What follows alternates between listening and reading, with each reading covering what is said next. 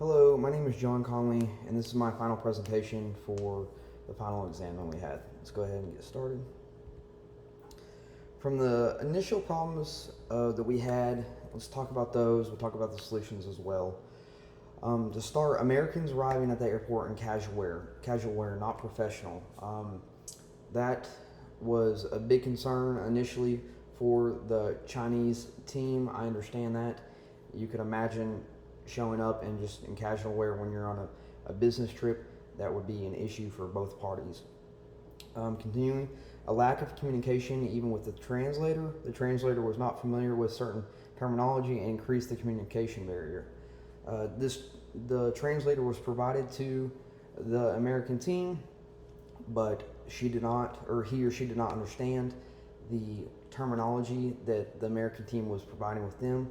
A better way to solve that issue in the future is to convene with your translator in the beginning and talk about specifics and what will be talked about in the actual meeting. Continuing, Americans were not confident in their messages between the translator and the Chinese team. That goes back to what I was just saying, is that the communication barrier really created a problem. It was just I think a big lack of communication that ended up causing the whole deal to fall through. Issues with the Chinese people answering phones during the presentation. For Americans, we see this as very rude, disrespectful.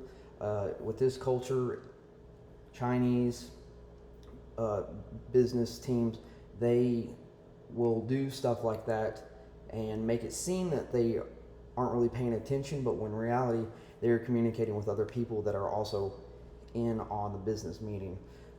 As you'll hear me say a few times, the business meeting for the Chinese team, it's all a team. It's a team effort. Continuing confusion with who the Americans were actually negotiating with. There were several different people, and you can understand why that would cause issues. To solve that issue in the very beginning, you would want to ask who you were directly talking to. I think that would keep a lot of people from being stumped. More issues we're talking about prices, as communicating prices on a business deal is already a loaded topic.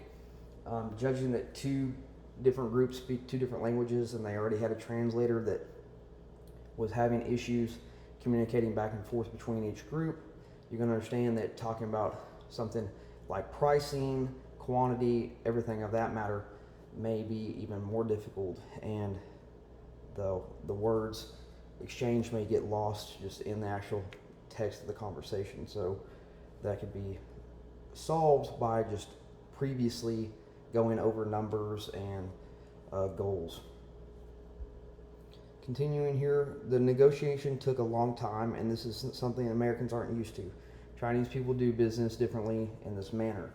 Americans are usually, great, make friends, all that kind of thing, but they are directly to the point. They want to get the job done, and then after everything has all set in stone and everyone's happy, then people tend to celebrate or become friends or just work together on future projects. In this circumstance, the group of Chinese people wanted to become friends first before doing business. This is common in this culture. The Americans at the very end wanted to focus on unresolved issues, and the Chinese team was reluctant to do so. I believe this is based on all the factors leading up to this, showing up in casual wear, communication issues, not knowing who to talk to directly when it came to negotiating on both sides.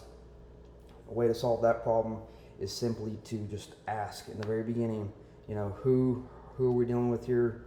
This is upon introduction. These kind of things are figured out. Continuing, Chinese teams gave a verbal yes, which was extremely important, but they eventually backed out of the deal a few weeks later.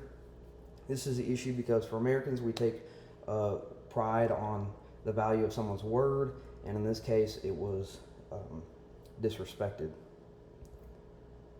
Some of the things David and his team could have done better: manage their own expectations, plan negotiation strategies, understand negotiation with Chinese people is a group effort, suppress any ego attributes, and leave all of that at the door, making sure that you're always professional when talking about your product.